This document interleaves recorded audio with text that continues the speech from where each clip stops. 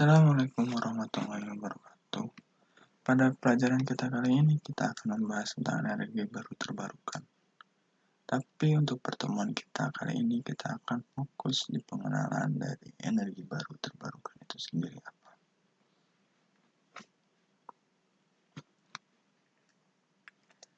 Kenapa sih kita harus mempelajari energi baru terbarukan atau energi terbarukan? Saat ini ketergantungan manusia akan energi fosil semakin besar. Hampir semua industri dan aktivitas keseharian kita tidak bisa lepas dari ketergantungan energi tidak terbarukan atau energi fosil. Bahan bakar jenis minyak lama-kelamaan akan habis dan tidak akan bisa diproduksi kembali. Hal ini terjadi karena memerlukan waktu yang cukup lama untuk mengubah jasa ternik menjadi minyak. Sehingga kita perlu mempelajari suatu energi yang baru yang saat ini sedang naik daun, yaitu energi terbarukan. Pada tujuan pembelajaran kita hari ini, kita mampu untuk menjelaskan, membuat dan mengaplikasikan penerapan energi terbarukan dalam kehidupan kita sehari-hari. Sebelum kita mengawali pelajaran tentang energi terbarukan, kita akan mengulang kembali tentang energi. Mungkin teman-teman masih ada yang ingat tentang pengertian dari energi itu sendiri apa. Nah, menurut terminologi bahasa sendiri, energi itu merupakan atau memiliki pengertian untuk kemampuan untuk melakukan suatu tindakan atau pekerjaan.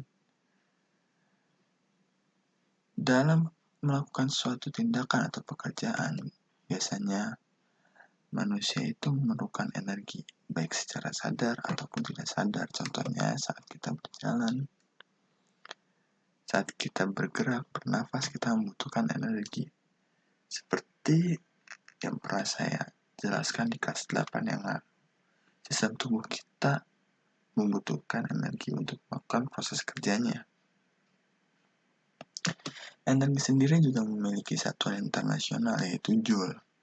Tapi energi sendiri juga memiliki satuan yang lain yaitu kalori.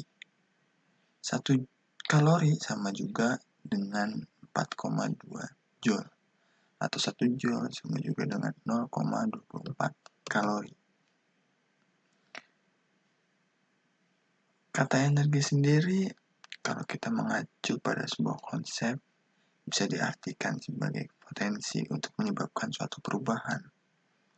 Sumber daya ada untuk diolah menjadi sebuah energi yang bisa menopang hidup dari manusia.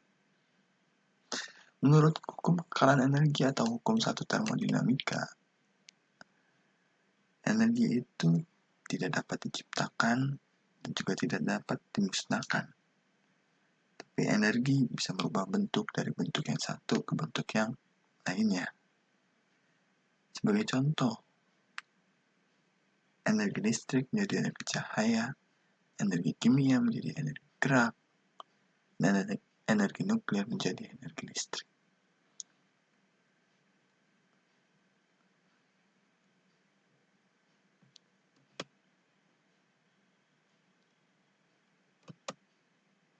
Macam dan bentuk energi.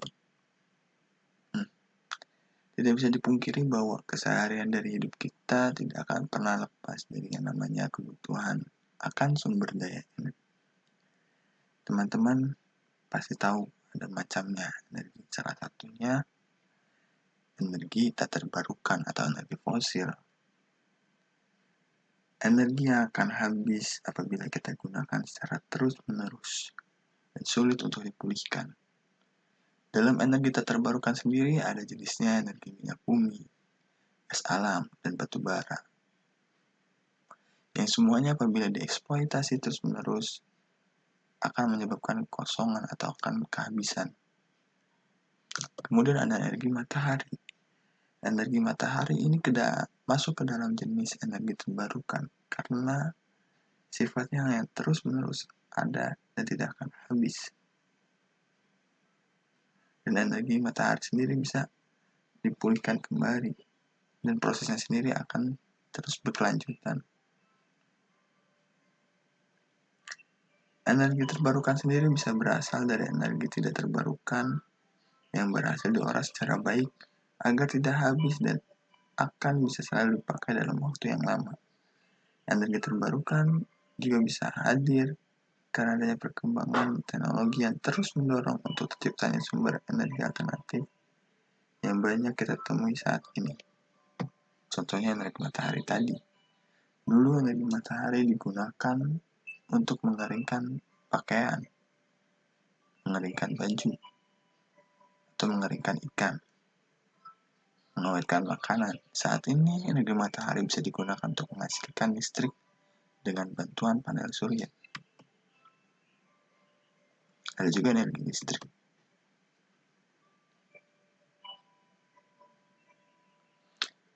Selain energi yang tadi, ada juga energi nuklir dan juga energi kimia. Pada konsepnya energi nuklir ini memanfaatkan panas dari air untuk menggerakkan turbin. Perbedaannya ada pada bahan bakarnya. Pada pembangkit listrik tenaga uap menggunakan bahan bakar bisa dari panas bumi atau dari batu bara. Tapi pada pembangkit listrik tenaga nuklir menggunakan bahan bakarnya yaitu zat radioaktif untuk memanaskan air.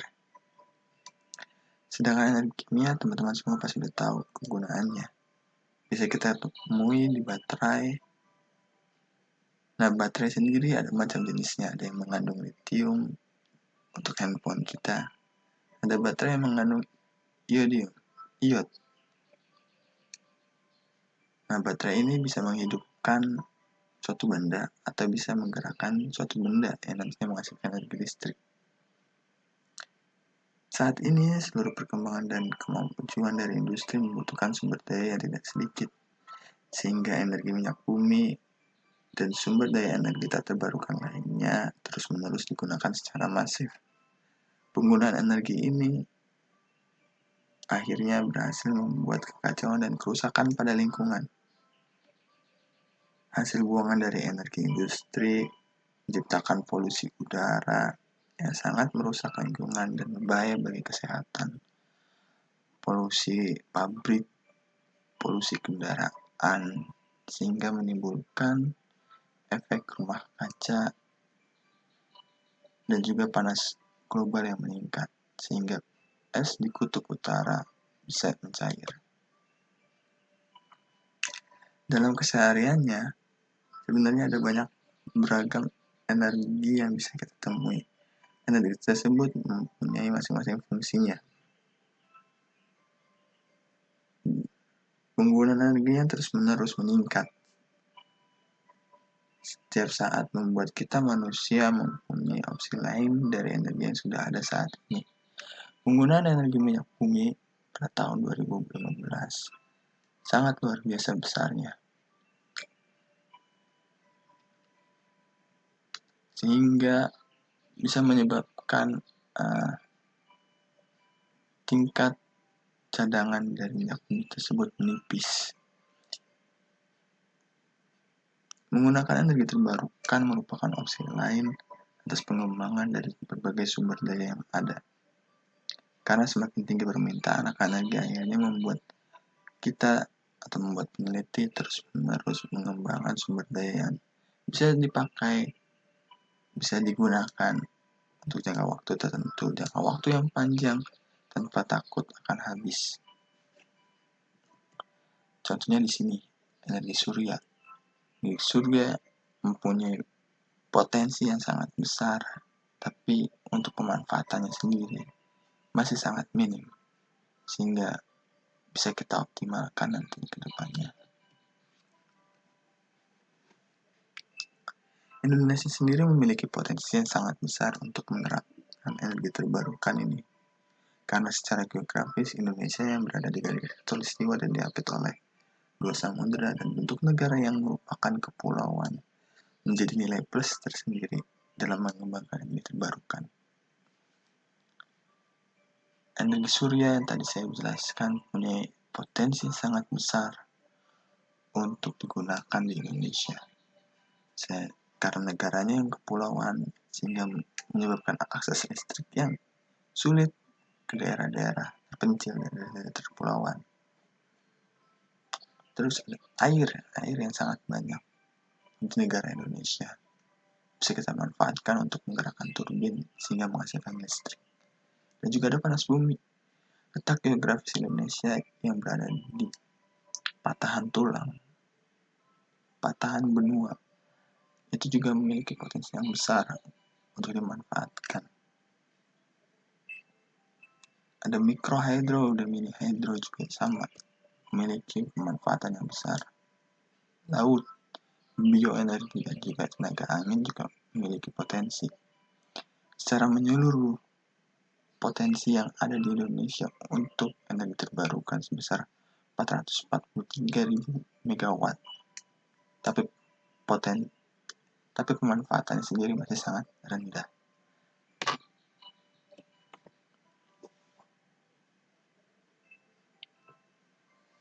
Pemerintah Indonesia sendiri sudah mengambil langkah untuk mengembangkan atau menggunakan energi terbarukan dengan meluncurkan program energi terbarukan pada tahun 2025.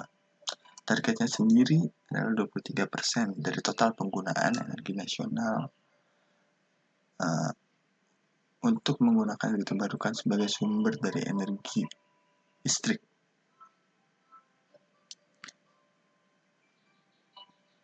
Secara bertahap pemerintah mewajibkan bangunannya untuk menggunakan energi terbarukan. Sebagai contoh, di gedung pemerintahan sudah ada yang menggunakan panel surya.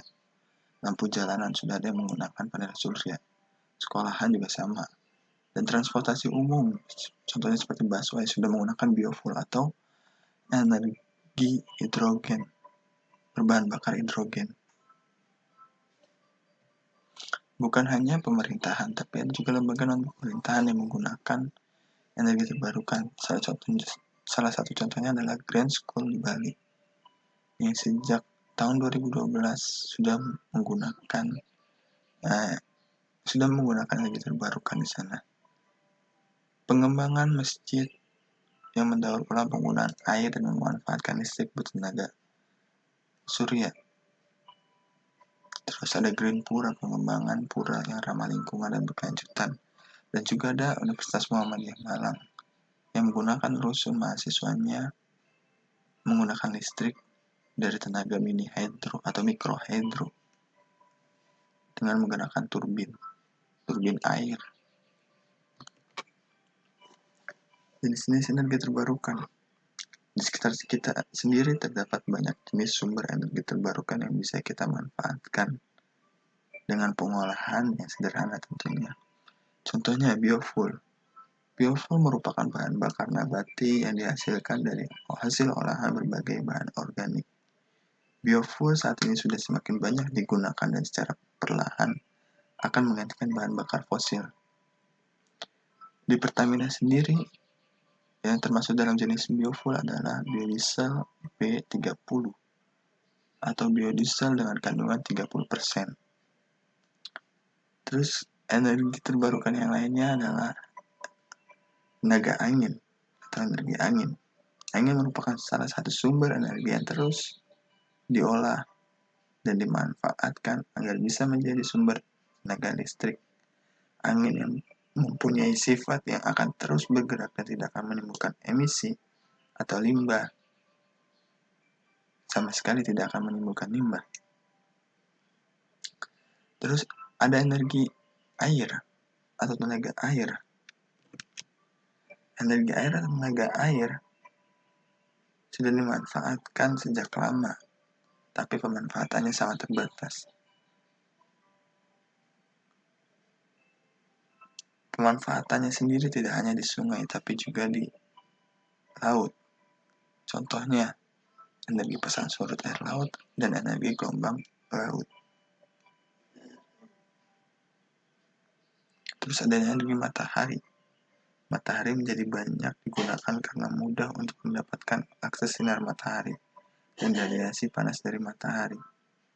Agar energi matahari bisa dimanfaatkan, maka kita membutuhkan panel surya yang bisa merubah panas dan radiasi menjadi energi listrik.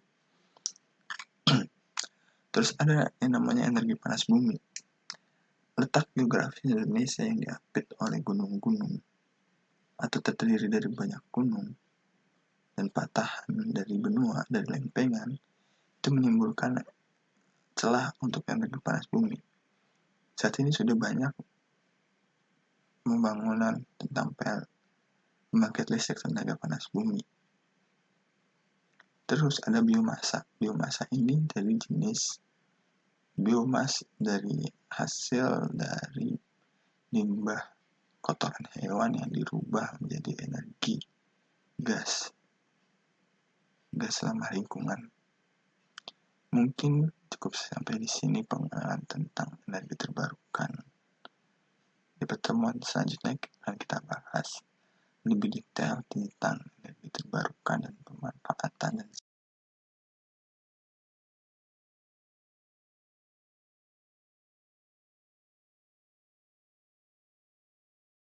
segala macamnya. Ada apa aja di sana?